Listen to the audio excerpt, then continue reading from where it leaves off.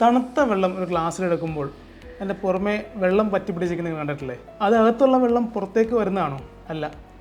Modern science പ്രകാരം നമുക്ക് മനസ്സിലായിട്ടുണ്ട് അത് പുറമേയുള്ള നീരാവി കണ്ടൻസ്ഡ് ആയിട്ട് പുറമേ പറ്റി പിടിക്കുന്നതാണെന്ന്. അപ്പോൾ ആയുർവേദ മെഡിസിൻസിൻ്റെ തെറാപ്പിയുടെ എണ്ണകളുടെ ഉപയോഗം എങ്ങനെയാണ് ആക്ട് ചെയ്യുന്നതിനെ പറ്റി പലർക്കും സംശയമുണ്ട്. അത് ജോയിൻറ്റിൽ ചെന്ന് ഉള്ളിലേക്ക് ഇറങ്ങിച്ചെന്ന് ജോയിൻറ്റിൽ ലൂബ്രിക്കേറ്റ് ചെയ്യുന്നു, വണ്ടിയിൽ ഗ്രീസ് ഇടുന്ന പോലെയൊക്കെയാണെന്നാണ് പലരും ധരിച്ചു വെച്ചിരിക്കുന്നത്.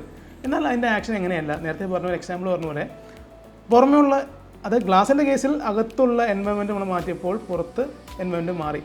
അതുപോലെ നമ്മൾ ജോയിൻറ്റിൽ ഉപയോഗിക്കുന്ന ഒരു ഓയിൽ അല്ലെങ്കിൽ ഹീറ്റ് അല്ലെങ്കിൽ ആ മെഡിസിൻ കണ്ടൻ്റായിട്ടുള്ള അതിൻ്റെ ഗുണം പുറമേ ഉപയോഗിക്കുമ്പോൾ അതിനകത്തുള്ള എൻവയോൺമെൻറ്റ് ചേഞ്ച് ചെയ്ത് അവിടെ രോഗം മാറ്റുക എന്നുള്ളതാണ് നമ്മുടെ ഉദ്ദേശം.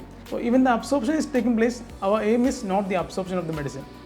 അത് മരുന്നിൻ്റെ അബ്സോർപ്ഷൻ നടക്കുന്നുണ്ട്, പക്ഷേ നമ്മൾ ഉദ്ദേശിക്കുന്നത് അതല്ല. നമ്മൾ ലോക്കലി അതിൻ്റെ എഫക്റ്റ് ഉണ്ടാക്കുകയാണ് ചെയ്യുന്നത്. പുറമേ ഉള്ള ചൂടോ അല്ലെങ്കിൽ മെഡിസിൻ്റെ ഗുണങ്ങളോ വെച്ചിട്ടുള്ള ലോക്കൽ തെറാപ്പീസ് വെച്ചിട്ട് ആ ജോയിൻറ്റിനുള്ളിൽ ഒരു ഫ്ലൂയിഡ് പ്രൊഡക്ഷൻ ഉണ്ടാക്കുക, അല്ലെങ്കിൽ അതിൻ്റെ ഡ്രൈ ആയിട്ടിരിക്കുന്ന സൈനോവൽ മെംബ്രെയിനെ സ്റ്റിമുലേറ്റ് ചെയ്യുക. ഇതൊക്കെയാണ് നമ്മുടെ ഉദ്ദേശം. സോ ആയുർവേദ മെഡിസിൻസിൻ്റെ മോഡ് ഓഫ് ആക്ഷൻ ഇങ്ങനെയൊക്കെയാണ്.